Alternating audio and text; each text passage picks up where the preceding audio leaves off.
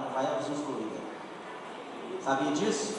Eu tenho muitas sementes que eu sei, Deus já falou comigo, que eu não vou provar delas, mas elas estão plantadas para a minha geração. Existem sementes que o Caleb, meu neto, já vai comer lá na frente. O problema é que a gente não tem semente na terra e a gente está pedindo a Deus que regue água. Ele só vai mandar água quando ele encontrar semente sua. Semente. Se não tiver semente, irmãos, eu confesso a te dizer, você pode orar a vida inteira, que nunca vai vir chuva. E quando você coloca a semente, você não precisa de orar, a chuva é imediata. Olha que interessante. Tem gente que ora demais, ora demais, pastor. E tem gente que não faz uma oração, mas é fiel e deposita a semente. Quando ele acaba de depositar, a chuva vem. Então, às vezes a gente está orando para coisa que não precisa de orar. Você não precisa de orar para Deus te abençoar financeiramente. Você só precisa de obedecer o mandamento de Deus e a chuva vai vir sobre a sua vida. Amém? Glória a Deus. Abra sua Bíblia em Atos 17, 16. Tem uma palavra para você nessa noite. Abençoar a sua casa, a sua vida. E diz assim, Atos 17, 16. Enquanto estava esperando Silas e Timóteo em Atenas, Paulo ficou revoltado em ver a cidade tão cheia de ídolos. Ele ia para a sinagoga e ali falava com os judeus, com os não-judeus, convertidos ao judaísmo. E todos os dias na praça pública, ele falava com as pessoas que se encontravam ali. Alguns professores, epícuros e alguns estoicos discutiam com ele e perguntavam: o que é que esse ignorante está querendo dizer? Outros comentavam: parece que ele está falando de deuses estrangeiros. Dizia isso porque Paulo estava anunciando Jesus e a ressurreição. Então eles levaram a uma reunião na Câmara Municipal de Céu. Gostaríamos de saber que novo ensinamento é esse que você está trazendo para nós, pois você disse algumas coisas que nos parecem esquisitas e nós gostamos de saber o que elas querem dizer, e que em todos os moradores de Atenas e os estrangeiros que viviam ali gostavam de passar o tempo contando e ouvindo as últimas novidades. Então Paulo ficou de pé diante deles na reunião na Câmara Municipal e disse: atenienses, vejo que em todas as coisas vocês são muito religiosos. De fato, quando eu estava andando pela cidade, eu olhava os lugares onde vocês adoravam os seus deuses. Encontrei um altar que estava escrito: ao Deus desconhecido. Pois esse Deus que vocês adoram sem conhecer é justamente aquele que eu estou anunciando a vocês. Deus que fez o mundo e tudo que nele existe, e o Senhor dos céus e da terra, e não mora em templos feitos por seres humanos, e também não precisam que façam nada por ele, pois é ele mesmo que dá a toda vida, respiração e tudo mais. De um só homem ele criou todas as raças humanas para viverem na terra. Antes de criar os povos, Deus marcou para ele os lugares aonde iria morar e quanto tempo ficaria lá. Ele fez isso porque todos pudessem procurá-lo e talvez encontrá-lo, embora ele não esteja longe de cada um de nós. Porque, como alguém disse, nele vivemos, nós movemos e existimos. E alguns dos poetas de vocês disseram: nós também somos filhos dele. E já que somos filhos dele, nós devemos pensar que Deus é parecido com os ídolos de ouro e prata ou de pedra, feito pela arte e habilidade das pessoas. No passado, Deus levou em conta essa ignorância, mas agora Ele manda que todas as pessoas em todos os lugares se arrependam dos seus pecados, pois Ele marcou o dia em que vai julgar o mundo com justiça, por meio de um homem que Ele escolheu, e deu prova disso em todos quanto ressuscitou esse homem. Quando ouviram Paulo dizer a respeito da ressurreição, alguns zombaram dele, mas outros disseram: em outra ocasião queremos ouvir você falar sobre esse assunto. Então Paulo foi embora dali, mas algumas pessoas creram e que se juntaram a ele. Entre essas estavam Dionísio, que era membro da Câmara Municipal, e uma mulher chamada Damares, e mais outras pessoas. Deus, fala conosco nessa noite, me dê graça, me dê força, me dê sabedoria e unção, para que eu possa, em nome de Jesus, derramar a tua palavra, o teu ensinamento, que a tua palavra possa alcançar as pessoas aqui nessa noite. Que nós possamos sair daqui com uma mensagem produtiva para a sua vida, para a minha vida, para a sua casa e para a sua caminhada em Cristo Jesus. Gente, essa história é uma história muito interessante. Quando Paulo chega em Atenas, ele fica impressionado. Quantos deuses tinha naquela cidade? Quantos ídolos aquelas pessoas adoravam naquela cidade? Então, quando ele chega lá para pregar as boas novas do Evangelho, ele fica assustado. Porque ele chega numa cidade, os atenienses chegaram a ter 30.000 deuses que eles adoravam. Você tem noção? 30.000 ídolos. Então, quando ele chegou naquela cidade, ele ficou assim absurdamente muito entristecido, porque ele queria pregar o Evangelho. E esse povo, ao ver ele pregando o Evangelho nas praças, ele evangelizando as pessoas, então ele foi convidado, assim, cara, eu estou vendo que você está pregando algo diferente aí, que já tem muito tempo que a gente não escuta, a gente quer saber sobre esse Deus aí que você está explicando dele, a gente quer conhecer também, porque aqui nós temos mais de 30.000, então mais um vai fazer a diferença. Então a gente quer ouvir um pouquinho desse Deus seu aí. Se você quiser, Paulo, você pode ir lá na Câmara Municipal e falar desse Deus. Então, o que era a Câmara Municipal? Onde estavam todas as autoridades? Era como você me convidar para ir aqui, né, na Contorno e pregar lá para todos os 41 vereadores que foram eleitos e também para o povo que estaria ali assistindo toda esse culto ecumênico que ele estaria lá prestando.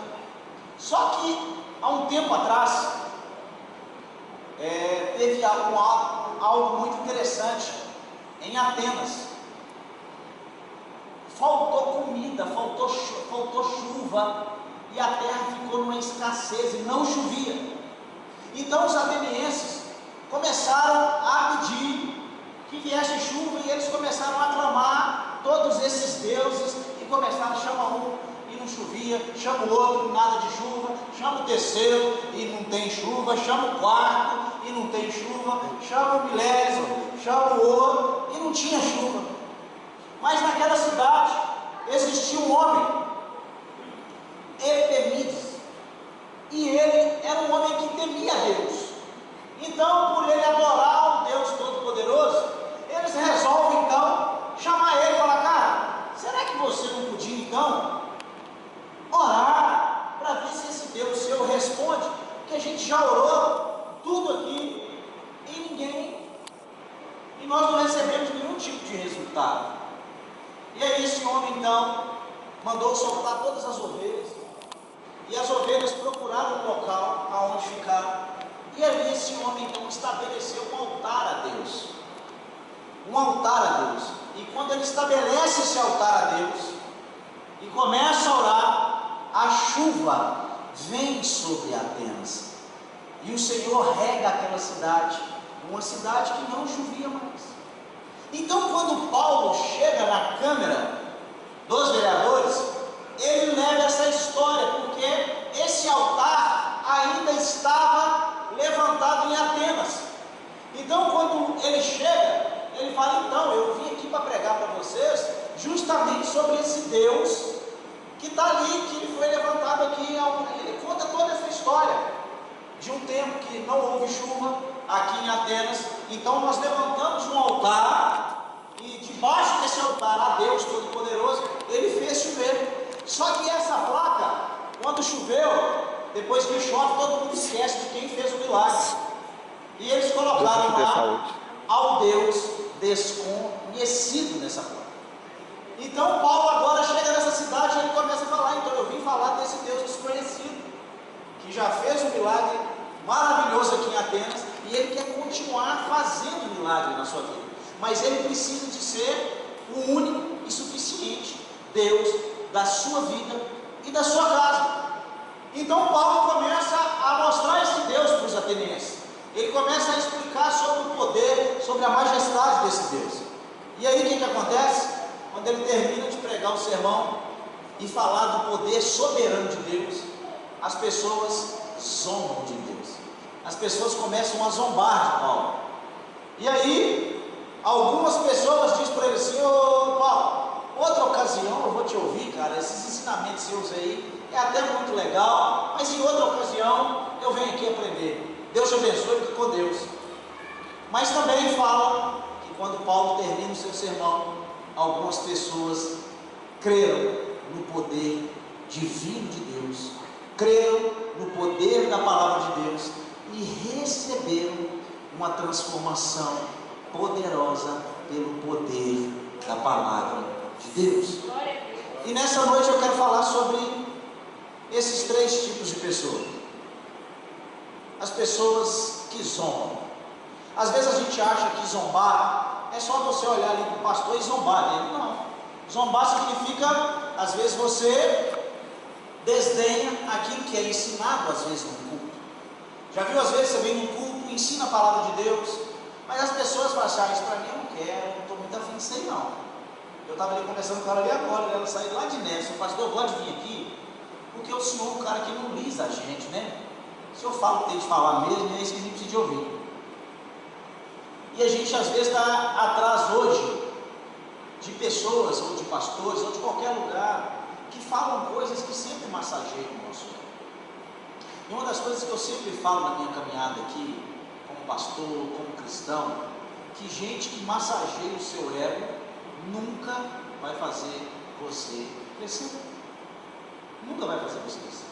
Mas a primeira pessoa que eu quero falar hoje é dessas pessoas que zombam, que elas desdenham.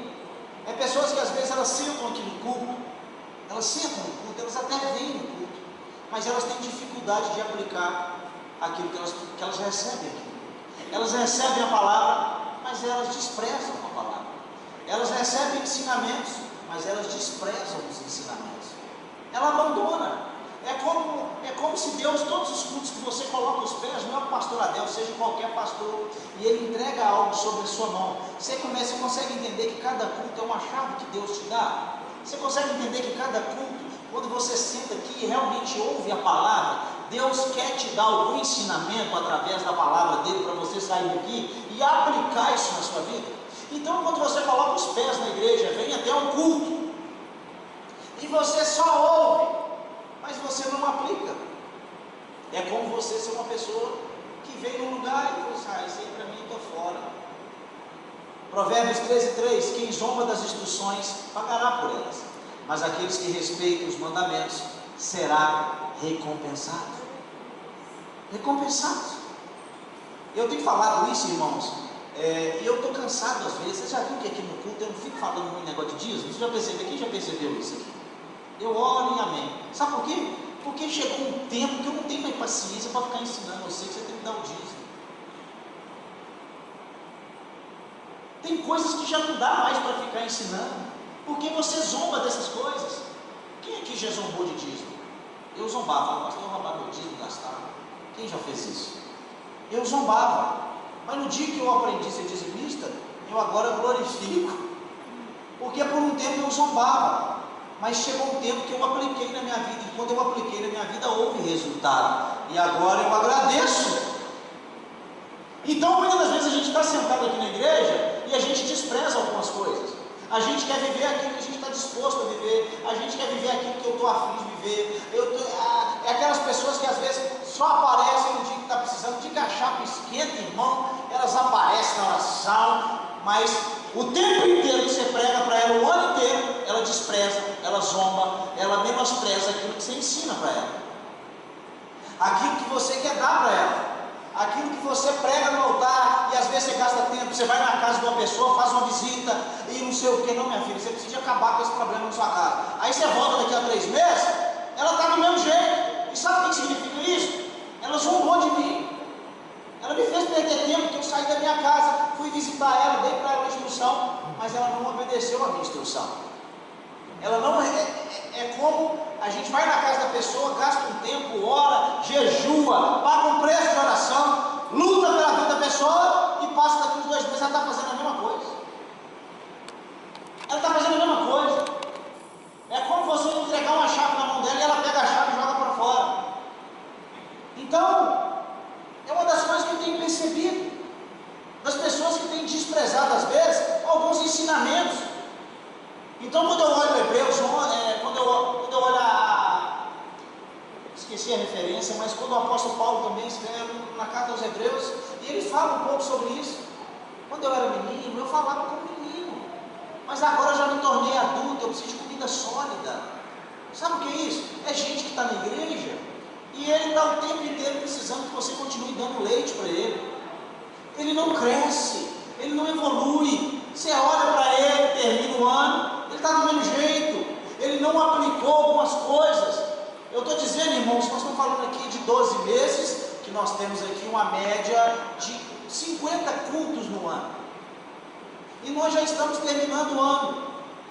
E eu gostaria que você fizesse uma autoanálise em você, desses quase 40 cultos que você já ouviu aqui. Falta agora uns 8 cultos para terminar o ano, 9, 10 cultos. O que você aplicou na sua vida e obteve o resultado? O que você pegou aqui sentado, gastou? Você gastou sua passagem, você gastou sua gasolina, você gastou o seu tempo, e aí você vem para um culto, aí você ouve um culto, você até gosta do pastor Adelson, você gosta dos outros pastores, mas eu quero saber de você. O que você extraiu aqui esse ano, que você aplicou na sua vida e houve eficaz na sua casa? O que você extraiu aqui? O que você realmente recebeu aqui do pastor Adelson? Recebeu aqui desse culto? Alguma palavra que você inseriu na sua vida e isso transformou você? O que você recebeu aqui e que isso virou uma chave na sua vida? Pastor, cara, eu não preciso de mais nada esse ano, mas aquele culto, eu ouvi aquela palavra, eu apliquei aquilo na minha vida e aquilo houve eficaz na minha vida. Houve eficaz na minha casa, houve eficaz na minha história. Pastor, você falou um negócio lá, rapaz, eu brigava com a minha mulher, agora eu não brigo mais, eu melhorei. Pastor, eu era um cara arrogante, agora eu me tornei um cara mais simples, mais brando. Pastor, eu era um cara arrogante e agora eu consigo submeter algumas coisas. Então eu queria fazer essa pergunta para você nessa noite. Das sementes que daqui saíram para a sua vida, que não sou eu essa semente, as sementes da palavra de Deus que tem brotado no seu coração, o que você introduziu na sua vida? O que você colocou na sua vida e começou a falar assim: eu preciso de começar a viver isso, eu preciso de aplicar isso na minha vida, eu preciso de aplicar isso na minha casa, eu preciso de aplicar isso na minha história. Sabe, eu tenho conversado com algumas pessoas e às vezes eu tenho ficado entristecido, porque a gente está mexendo com um monte de gente, às vezes já de uma idade já evoluída, acima de 30, acima de 40, acima de 50, e você olha para a pessoa, tudo que você fala, a pessoa despreza, ela não aplica na vida dela, ela não consegue aplicar na vida dela. Então eu começo a olhar e eu começo a entender o que Paulo falou para os caras. Ele chegou lá e falou: poxa, bicho, eu tenho algo precioso para dar para vocês. Olha, eu queria agora que esses deuses todos que estão postados aqui, mais de 30 mil, existe um Deus que é capaz de anular todos esses deuses e agora cumprir uma promessa soberana na sua vida. Sabe o que os caras começam a fazer? Os caras começam a zombar, os caras desprezam aquilo que Paulo carregava. Paulo começa a trazer algo soberano e quer entregar para eles revelações soberanas para a vida dele. E sabe o que eles fazem? Eles zombam, eles abrem mão e falam assim: ah, bicho, deixa isso aí, cara, depois eu vejo esse negócio aí. Paulo, você está meio doidão aí, pastor, isso aí não tem nada a ver. Já viu gente que senta e ele não consegue aplicar nada daquilo que a gente fala? Ele não consegue, ele não consegue, ele não aplica nada. Ele não resolve nada. Ele chega no final da vida, no final do ano, ele faz as matemáticas, ele não conseguiu trazer nenhuma resolução de uma conta na vida dele, ele não conseguiu zerar nenhum ponto negativo na vida dele, ele não consegue paralisar algo errado na vida dele. E aí daqui a pouquinho, irmãos, nós estamos pisando em 2024. Aí você vai chegar aqui no primeiro culto, nós vamos fazer aquela festa que a gente sempre faz, no último e no primeiro. Aí você chega: pastor, agora vai dar. Mas eu não quero isso, eu quero que isso aconteça ainda esse ano. Eu quero que você aplique algumas coisas, que você comece realmente a viver algumas coisas, que você pegue algumas coisas e comece a aplicá-las na sua vida. Que você comece a aplicar essas coisas na sua vida. E que essas coisas comecem a ser modificadas na sua vida. Que haja movimentação na sua vida. E eu, às vezes, por eu ser um cara bem automático, às vezes eu acabo atropelando algumas coisas até na vida dos outros. E eu estou aprendendo agora a me segurar para mim não fazer aquilo que o outro tem que fazer na vida dele. Já sabia disso? Porque eu sou tão acelerado, e às vezes, hoje mesmo, eu estava viajando com o pastor Macio, a gente viaja junto. O Macio viaja comigo 5 milhões de vezes, mas toda vez que a gente viaja, eu vou lá, eu faço o check-in, faço tudo para ele. Glória a Eu falei Deus. assim, não vou fazer mais, se vira lá e perde na máquina. Aí ele brigando, ficou bravo, xinguei o cara do caixa hoje, briguei. Perdi até o óleo hoje. Mas por quê? Porque viaja comigo há mais de 10 anos, eu fui fazendo, aí eu faço o check-in, ele nunca aprende. Ele precisa aprender, ele tem que fazer. Mas ontem de noite eu fui dormir, fiz de todo mundo. Está conseguindo entender? A gente chega num ponto da nossa vida que a gente acostumou que o outro faça pra gente, que o outro olhe pela gente, que o outro abra a porta pra gente, que o outro pede o... Já viu gente que ele tem um celular na mão, mas ele liga pro outro, pede o Uber pra mim. Você está entendendo? É as pessoas que perdem o conhecimento para que elas possam crescer. Você pode olhar um negócio na internet e comprar para mim? Aí o cara está com um iPhone 28 na mão. É só ele clicar. Olha aí, ó. É só ele olhar. Mas ele acostumou o quê? A desprezar os ensinamentos e esperar o que o outro faz por ele. Ele não faz. Ele não faz. E aí a gente quer o quê? Que as pessoas cresçam, que as pessoas evoluam, que as pessoas vão para frente, mas elas recebem a palavra e não aplicam. Elas aprendem o ensinamento, mas não vai para frente. Elas querem as coisas, elas escutam, elas até entendem, mas elas têm dificuldade de aplicá-las. E foi isso que aconteceu com Paulo. Ele chegou para dar ensinamento, ele chegou para entregar a chave, e os caras falaram assim, não, depois aí, cara. Ah, não estou afim, deixa eu ir para depois. E aí depois, chegam perto dele as pessoas que dizem assim, deixa isso para depois, eles adiam. Ô Paulo, depois eu até quero escutar, cara, eu vi que você é legal, rapaz. Você é um cara de Deus, hein? Poxa vida. Mas pô, é o seguinte, deixa para depois, ano que vem, você volta aí de novo. Você volta aí de novo. Sabe quem são esses? Porque estão sempre adiando as coisas na sua vida. Ano que vem eu faço a cirurgia, assim, pastor. Ano que vem vai dar certo, sinal da cruz, assim. Vai dar certo. Ó, pastor, ano que vem eu entro na academia. Ah, mas eu entro sim. Você vai ver, pastor, você vai ver, cara. E aí você olha, mas peraí, irmão, nós estamos em fevereiro, cara. Falta 10 meses para o ano acabar. Não tem cabimento. É gente que está sempre procrastinando para depois. É gente, e eu tenho, uma das coisas que eu gosto é sobre passagens de avião. Eu amo falar de passagem de avião. Essa semana agora nós fechamos a conferência para ir para o Chile. Nós vamos fazer uma conferência lá no Chile. E aí saiu as passagens, liguei com a agência, assim, a conferência vai ser em maio do ano que vem.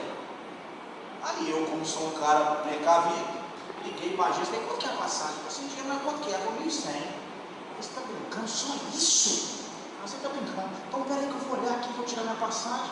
Aí, o que aconteceu? Eu ia tirar a passagem no outro dia, ouvi os procrastinadores. Não, pastor, espera. Não vai aumentar, é daqui a 8 meses ainda. Aí eu caí no conto dos demônios. Eu caí nos contos dos demônios e resolvi ligar para o cara. Falei, irmão, e aí? O pastor aumentou já 200 conto. 1.250, porque era 1.100 para 1.360. Eu falei, então tira a minha agora, por favor. Tira aí, por favor, pode tirar. Mas como é que você vai pagar? Eu não sei, tira aí, depois o anjo manda o dinheiro. Mas eu mandei tirar a passagem. Aí liguei para a Maura, ela correu também, já fez a dela e tal. Aí, o que Tem uns montes de procrastinador, liguei para um, liguei para outro, já foi para 1.600. Sabe o que é isso? Existem coisas que você podia resolver agora e ficariam muito mais práticas para você. Mas sabe o que acontece? Você está sempre procrastinando e elas aumentam o nível de dificuldade para você chegar onde você precisa chegar. É gente que está sempre, depois eu faço aí, depois eu faço. Pastor, estou aqui namorando, cara, vou marcar a data de casamento assim. Deixa eu tocar aí, né? Pão assim, né? E esses caras fazem isso com o Paulo. Seu Paulo, pula aí a vez aí, volta aí daqui a um tempo. Sabe o que eles estavam dizendo? Cara, eu não quero isso agora. Não estou afim de resolver nada agora. É gente que está vendo problema na vida, mas não para resolver. É gente que está vendo situações na vida e não para melhorar. E a gente precisa de hoje olhar para a nossa vida. O que precisa de melhorar aí na sua vida? O que precisa de melhorar na sua vida? Hoje mesmo eu tomei uma nota 0. Por causa do outro, mas eu tomei uma nota 0. Eu não estou brigando mais, mas eu briguei no aeroporto. E eu fiquei até triste depois, mas também xinguei, gingado de jeito de voltar atrás. Mas esse não é o Adeus que eu venho tentando me reconstruir o mais rápido. Está entendendo? Porque foi uma chave que já virou. Só que a gente é ser humano, a gente falha, a gente erra. Mas então, o que precisa hoje lá? O que você vem procrastinando na sua vida? Você quer saber uma das coisas que eu mais vejo gente procrastinando? Às vezes você está com um problema no seu casamento. Você não tem coragem de sentar e olhar para o olho da sua esposa e falar assim: vamos resolver esse negócio hoje? Vamos acabar com essa praga hoje aqui?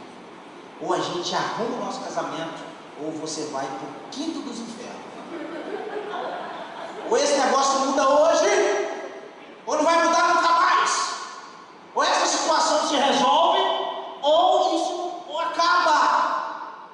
Aí sabe o que acontece, gente? A gente entra num ciclo vicioso, emocional, espiritual, sentimental. Você está destruído, está tomando remédio, está tomando dor, está tomando diazepam, está todo empenado, mas você está lá procrastinando resolver o problema. Resolveu o problema. Esses dias eu gostei do Lucas, que chegou, deu um ultimato na banda lá, que deu até uma tremecida. Um já levantou a mão, não precisa sair. Então vai embora, meu filho. Vou, Lucas. Mas não é porque mandou embora, é porque às vezes é o tempo. Mas a gente fica protelando. A gente está com algo grande na mão, mas a gente protela. Esse ano que vem, não vou fazer esse cursinho, ano que vem, vou fazer. Não vai fazer. Aqui, não vai fazer. Não vai fazer. Pastor, você é uma amaldiçoa? Não, estou te ensinando. Sabe por quê? Porque você já vem protelando isso há muito tempo. Então as pessoas às vezes falam que eu sou doido. Não, eu não sou doido. Eu marco o negócio e já vou agora. Eu vou fazer agora. Um hábito que eu tinha, como pastor, horrível. Pastor, ora por mim, amém, vou orar por você. Orava nada. Porque eu deixava para depois. Então eu aprendi que quando uma pessoa pede oração agora, meu filho, vem cá. Às vezes eu estou dizendo, não, vamos orar agora, demonstra. Porque eu vou embora para casa, eu não vou orar, eu vou esquecer, vou procrastinar, vou deixar para depois e não vou fazer. Então a gente está vendo um monte de gente dentro da igreja.